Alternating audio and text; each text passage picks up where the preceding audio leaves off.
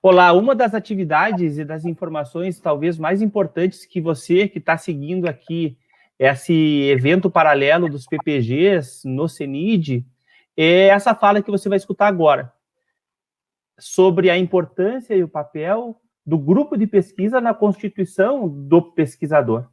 E quem a gente convidou e aceitou prontamente, a gente ficou muito feliz com isso, é a minha colega, minha amiga Adriana Dickel, que é a líder do grupo de estudo e pesquisa em alfabetização da Faculdade de Educação e atualmente é a diretora da faculdade. Adriana, muito obrigado por estar partilhando conosco essa experiência que tu tem com grupos de pesquisa. Obrigada a você. Fica à vontade, é contigo a fala agora.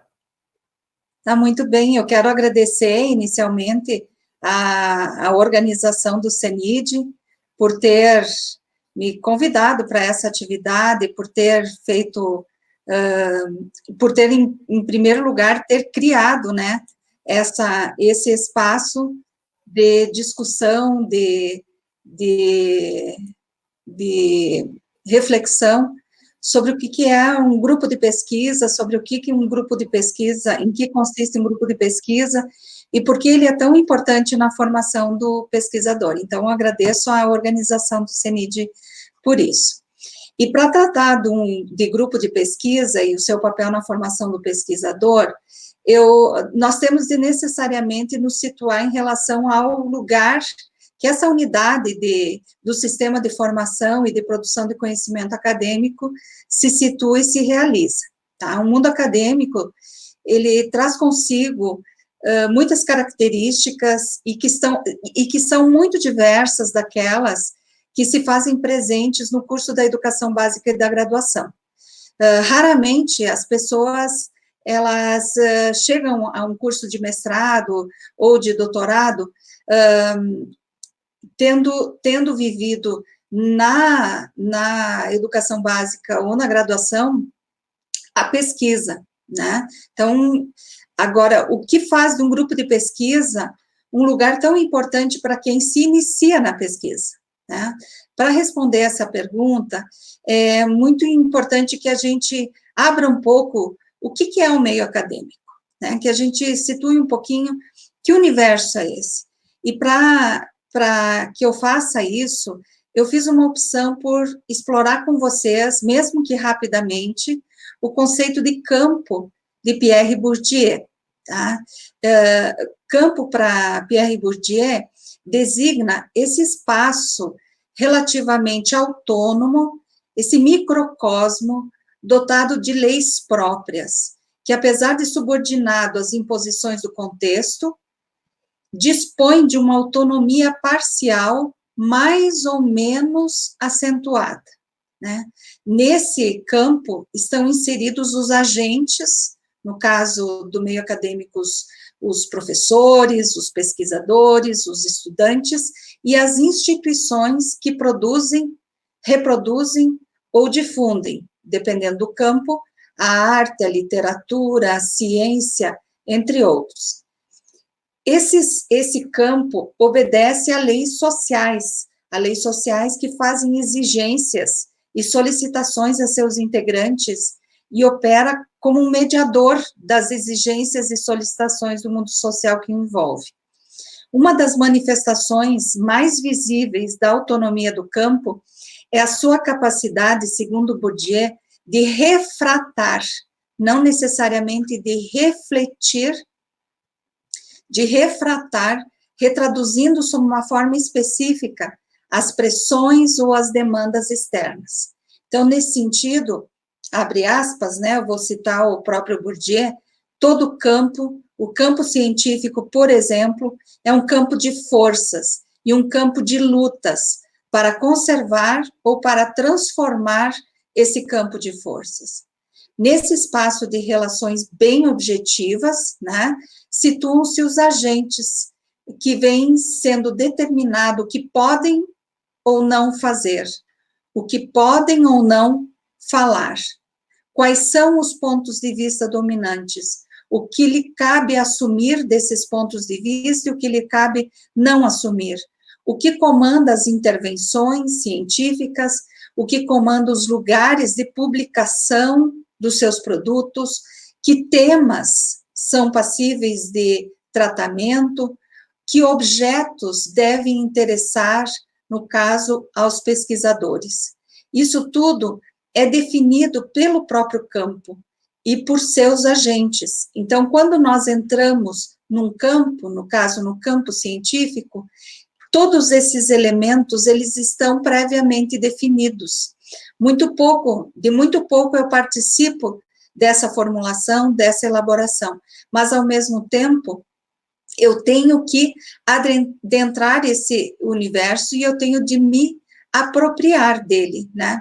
Então, no domínio da pesquisa científica, os pesquisadores ou as pesquisas dominantes definem o que é, num dado momento, num dado tempo, o conjunto de objetos importantes, isso é, o conjunto das questões que importam aos pesquisadores, sobre quais assuntos eles deverão se concentrar os seus esforços e esforços dos seus alunos. Então, adentrar esse universo é uma tarefa bastante difícil e que muitas vezes é feita solitariamente, né?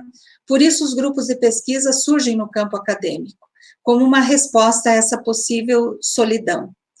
O grupo de pesquisa tem por função possibilitar o encontro entre pessoas com o mesmo objetivo e que investem na ambiência, na vivência acadêmica como alternativa, seja para compreender melhor o mundo, seja para qualificar-se profissionalmente, ou ainda para abrir novas frentes de trabalho.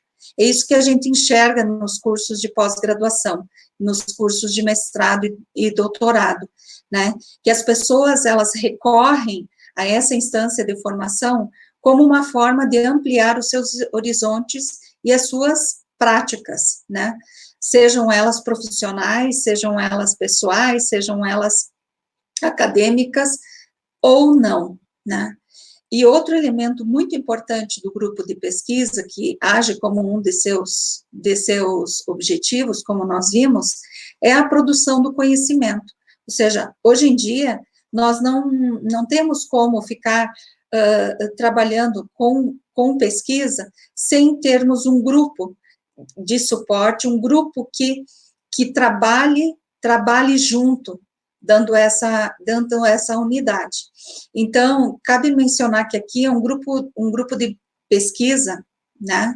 É, antes de mais nada, um grupo.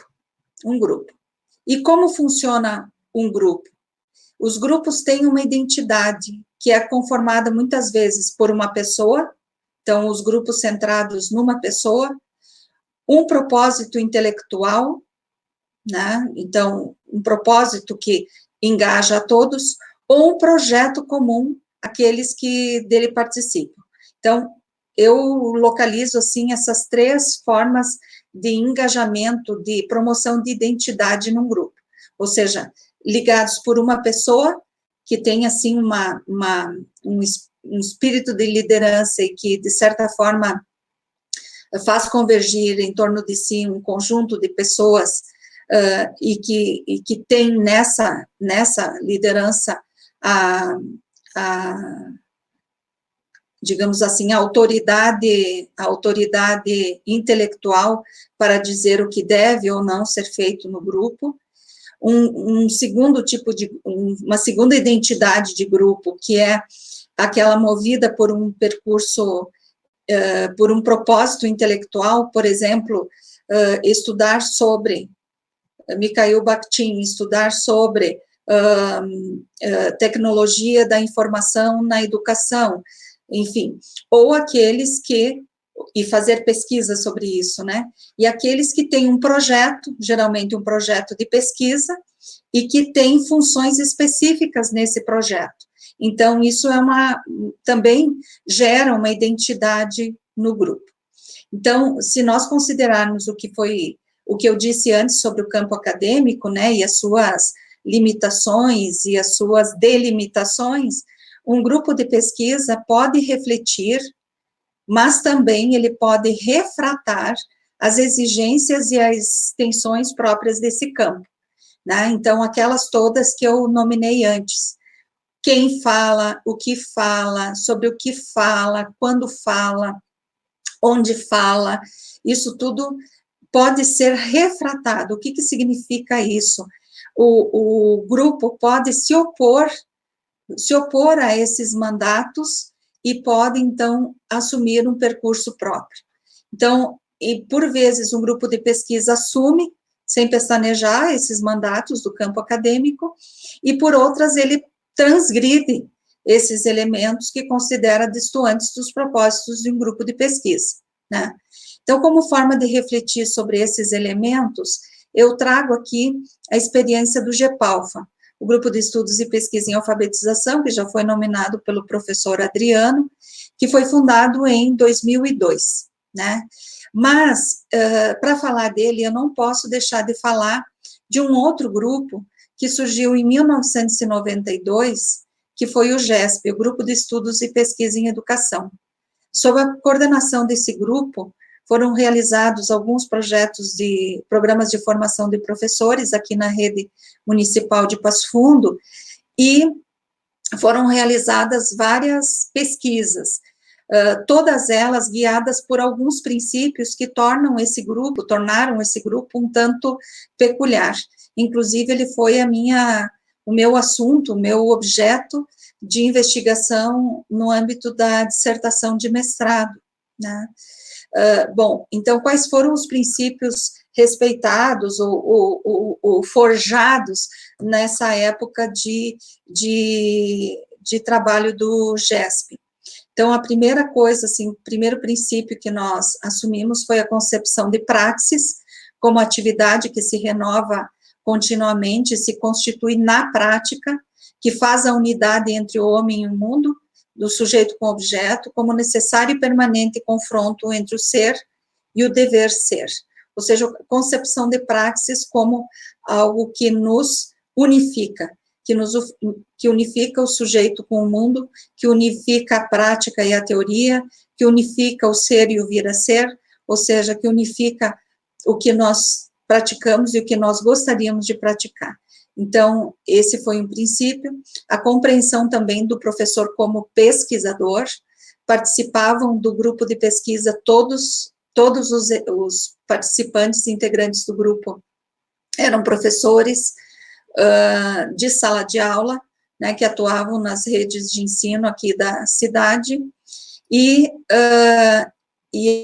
o ato de nós nos assumirmos como professores pesquisadores foi em resposta ao fato de que o professor foi excluído do processo de produção de conhecimento sobre o processo pedagógico. Ele foi excluído da produção de uma teoria da educação, da função de demandar a pesquisas, a investigação de objetos que lhes são problemáticos. Então, e o terceiro princípio, é a necessidade de romper na prática pedagógica com o senso comum, né?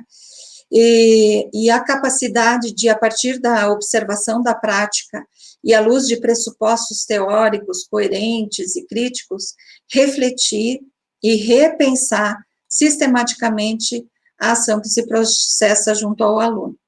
Então, a prática educativa, outro princípio, é o fato de que a prática educativa está inserida uma totalidade maior. Então, qual é a relação da educação com a sociedade? Qual é o papel da escola diante da sociedade que aí está? Tudo isso precisa ser objeto da reflexão e do estudo do professor. Então, com base nesses 4 princípios, nós passamos a produzir um conjunto de conhecimentos que permitiram, naquele momento, a compreensão e a intervenção consciente no cotidiano escolar, e a percepção mais criteriosa e mais profunda desse cotidiano.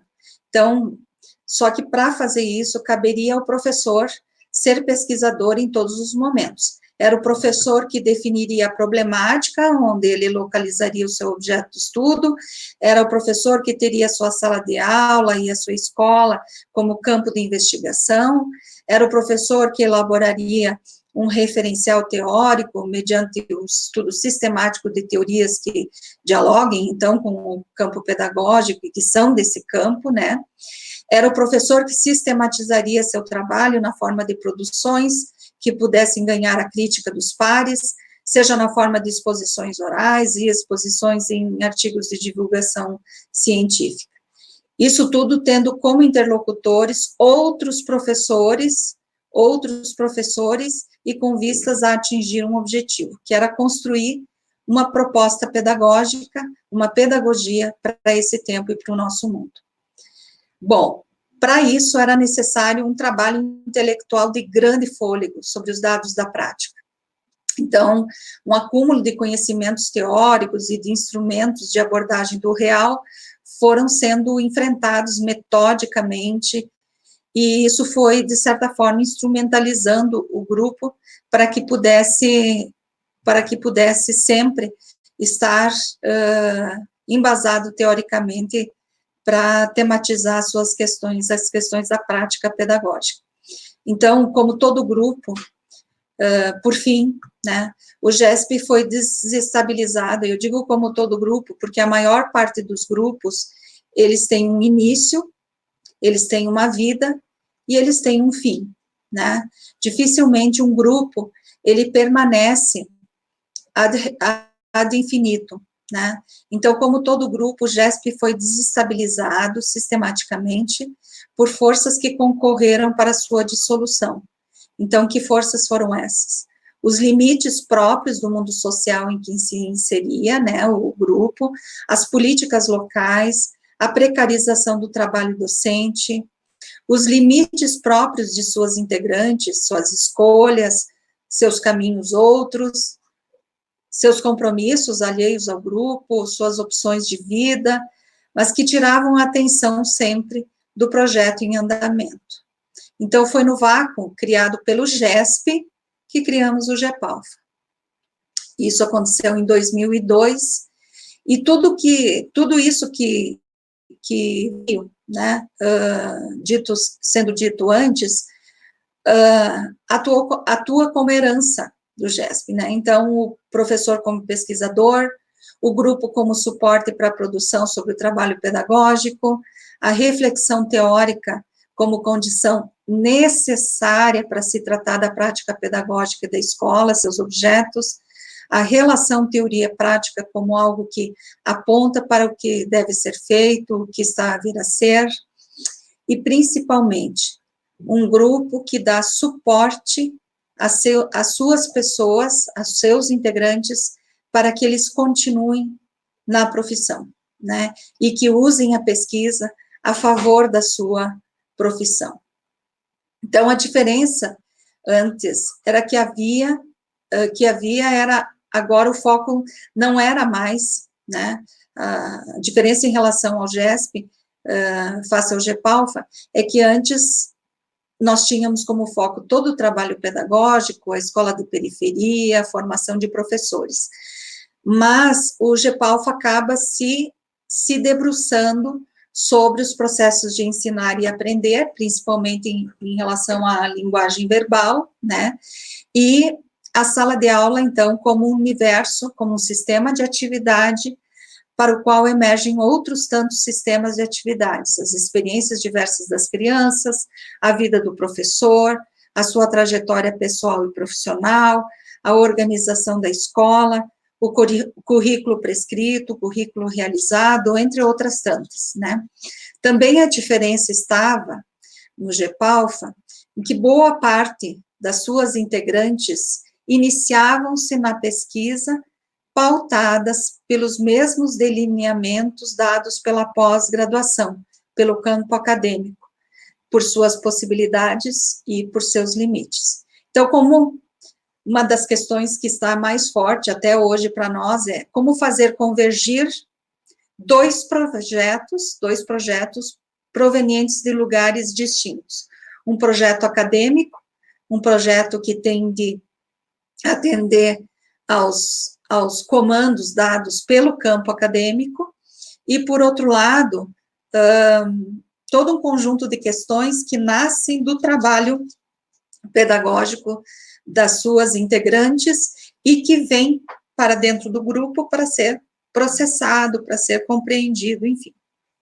Então, cabe dizer que esse foi, e até hoje, é o maior desafio para o GEPALF, conciliar, mesmo que provisoriamente, o campo acadêmico com o campo da escola, o campo acadêmico com o campo da prática do professor, o campo acadêmico com a vida das crianças, algo presente para praticamente todas as suas integrantes. A resposta que pudemos dar até o momento foi a de que, ao menos sempre que possível, é preciso movimentar os problemas de pesquisa junto com as problemáticas vividas pelas mestrandas e doutorandas em seu trabalho. Então, essa é uma questão bem importante, né, que faz parte, que identifica o GEPALF. Os problemas de investigação, em sua grande maioria, partem ou são elaborados com base nas problemáticas vividas pelas mestrandas e doutorandas em seu trabalho. Praticamente todas as mestrandas e doutorandas são professoras de escolas públicas, professoras de escolas privadas, de crianças, de jovens, de adultos, né? São coordenadoras pedagógicas, são diretoras de escola, são pessoas que, de alguma forma ou outra, tratam do universo escolar. Uma outra resposta que a gente foi dando, né, a essa questão problemática de como conciliar um universo com outro, foi manter um projeto de pesquisa que vincule as integrantes antes e depois da consecução dos seus projetos de pesquisa relacionados ao mestrado e doutorado. Então, nós mantemos sempre um projeto de pesquisa para o qual podem se voltar as pesquisadoras mestres e doutoras quando concluem os seus projetos individuais de pesquisa. E esse projeto de pesquisa, ele é coerente, né, com essa metodologia, com a perspectiva de analisar, então, o processo de ensino-aprendizagem, em especial os processos de ensino-aprendizagem da língua, né, e da linguagem verbal na escola.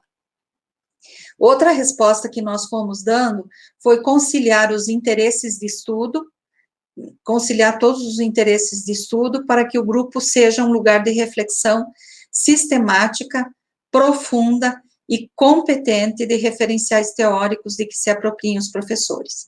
Então, essa é uma herança que nós temos do GESP e uma coisa que a gente tenta manter, que é tratar a teoria como a teoria ou as teorias, as abordagens teóricas como algo fundamental para o processo de investigação e para o trabalho pedagógico na escola. Então, então isso nos faz convergir, né, os dois projetos, o projeto acadêmico com o projeto do professor, né, e no seu cotidiano escolar. Uma outra resposta que nós fomos dando foi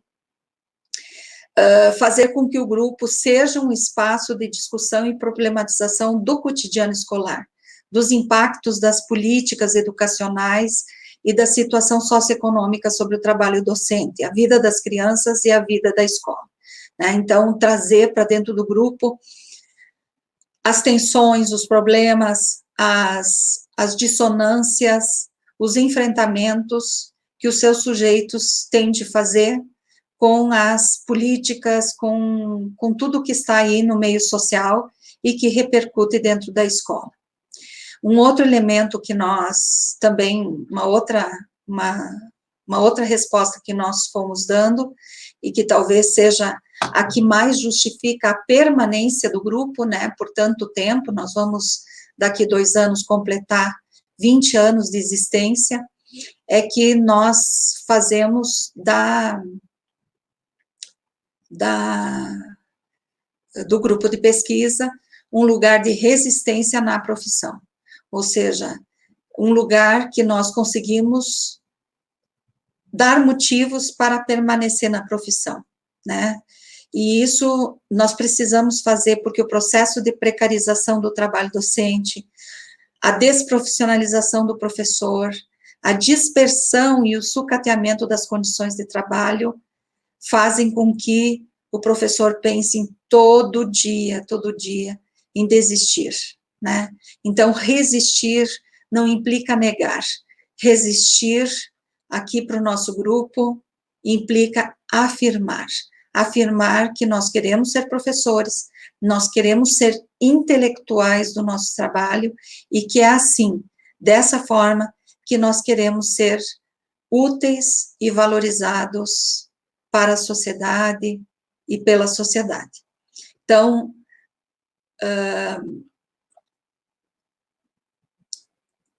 essa força, né, essa força vem de onde, né, que se encontra num grupo. E eu vou trazer aqui uma passagem muito breve de um autor que estuda muito grupos, né, a formação de grupos, a vida de grupos, as racionalidades de um grupo, e ele diz o seguinte, que a força que, segundo, que a força, sobre a força, o que ele diz sobre a força que se encontra em um grupo? A primeira característica, diz ele, do grupo que se organiza e que define o momento em que o grupo verdadeiramente tem início, consiste em que o grupo se trabalha. Ele se faz grupo e só continua a ser grupo na medida em que se faz continuamente. Ele toma a si próprio como objetivo para poder procurar objetivos. O grupo supõe uma autocriação contínua do grupo. Então, a possibilidade de, no grupo, encontrarmos pessoas que, semelhantemente a nós, têm dificuldades, têm anseios, têm convicções, e nesse convívio, reafirmarmos-nos como professoras que lutam pela reapropriação do trabalho, do nosso trabalho, como algo que potencialmente carrega consigo a concepção e a execução, a teoria e a prática, faz do nosso grupo o objeto de sua continuidade.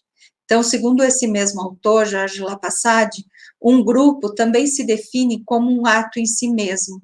Ele diz o seguinte, abre aspas, o grupo se trabalha incessantemente, uma praxis comum, virada para o exterior. Só é praxis de um grupo se aqueles que a efetuam juntos estabelecem um com os outros as relações que constituem o grupo. Um grupo só é verdadeiramente tal se for fundado de maneira permanente, ao mesmo tempo na autogestão ou na autodeterminação, e na autocrítica ou na autoanálise. A heterogeneidade destrói o grupo e provoca o retorno da serialidade. Serialidade para ele é a dispersão de objetivos, é a dispersão de focos, né? Então, o que ele está entendendo como heterogeneidade que destrói o grupo? É quando um grupo não consegue fazer convergir, se trabalhar a si mesmo, retomar sistematicamente os seus objetos, as suas intencionalidades, os seus projetos. Esse caráter vivo do grupo e o fato dele ser fruto de vontades individuais que tomaram o caminho da organização torna-o suscetível à falta de garantia para sua permanência, mantendo-se dependente de atos de escolha, né? Então, essas escolhas necessariamente não são necessariamente algo que faça convergir, e muitas vezes os grupos de pesquisa estão sob impacto, então, da pulverização, que o Lapassade chama de serialidade. Ele se constitui no meio e no interior da dispersão que precede o grupo, mas no grupo ele mantém sua existência graças a uma luta permanente contra uma volta à dispersão. Então, no entanto, os mesmos processos que levam o grupo à coesão, né, às suas finalidades, também podem atrair forças de repulsão, que são as divergências que o levam ao esfacelamento.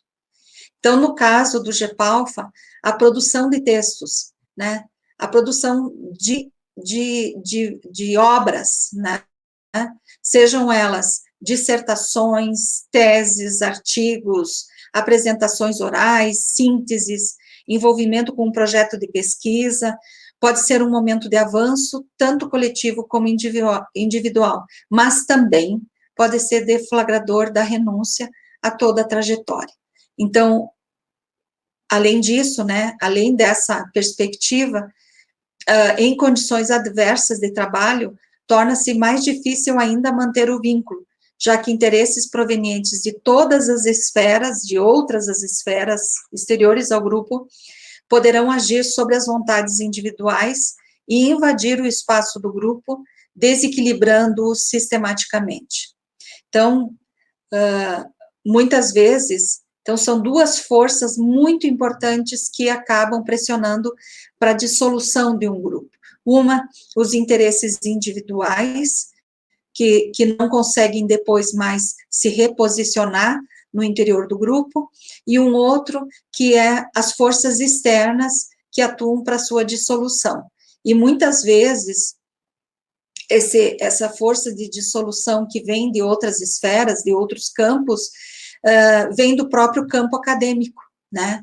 Quando, de certa forma, certos modos de agir, certos modos de compreender o conhecimento e a produção do conhecimento vão de encontro, né? Se opõem ao modo como no grupo isso é pensado. Bom, eu espero que com essas reflexões tenha sido possível pensar sobre o papel de um grupo de pesquisa para a formação de um pesquisador. Pesquisa não se faz sozinho, mas para se viver em grupo, há que conhecer um pouco de sua dinâmica, de seus propósitos, das forças que operam para mantê-lo, das forças que operam para dissolvê-lo, e fazer uma escolha. A produção coletiva, a densidade intelectual, o compromisso social e educativo, a interlocução com o mundo fora do campo acadêmico, com suas demandas, com as suas necessidades, precisa ser uma opção dos sujeitos que o constituem. O GEPALFA, ele está aberto a todas as pessoas que, assumindo esses princípios que nós todos assumimos, né, desejam estar junto de nós para refletir profundamente sobre o seu trabalho, para ganhar forças para que esse trabalho continue e para ser um pouquinho mais feliz na profissão que escolheu, tá certo? Então, esse é o GEPALFA, e eu espero que vocês tenham excelentes experiências em seus grupos. Um forte abraço a todos e obrigada.